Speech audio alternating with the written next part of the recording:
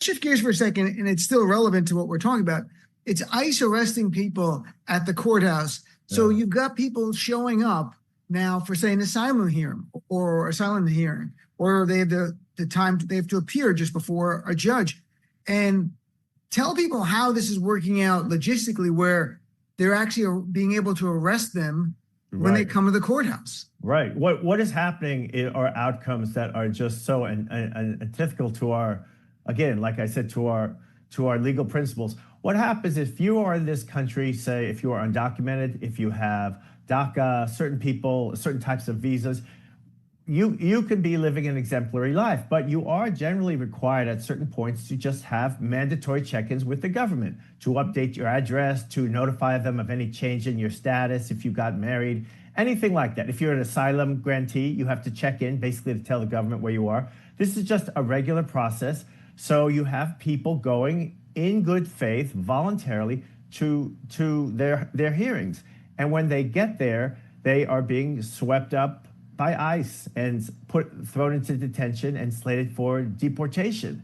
And for some undocumented people, I mean, there are undocumented people who are fighting charges against them, or maybe the government is fighting their asylum case, right? So they make the good faith effort to go. The undocumented people make a good faith effort. They show up in court, and then what happens is this sort of Kafka-esque situation.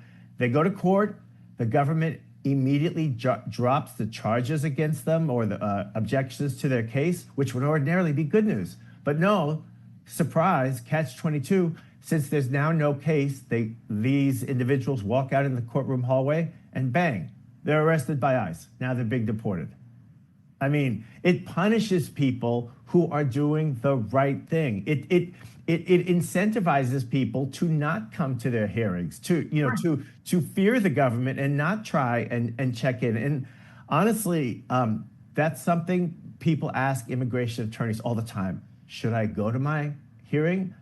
Should I go alone? What's going to happen? And the hardest thing is that we don't know. In some jurisdictions like New York and LA, the government has been very aggressive in sweeping away anyone who's there for a routine immigration check-in. In other jurisdictions, some cities are ICE, DHS, their presence is not as visible. They're not as active. So it's all very random, but it puts people in this, like, you imagine having to tell your family, I'm going to go do my immigration check-in. You may never see me again in this country, or I'll be back in 2 hours.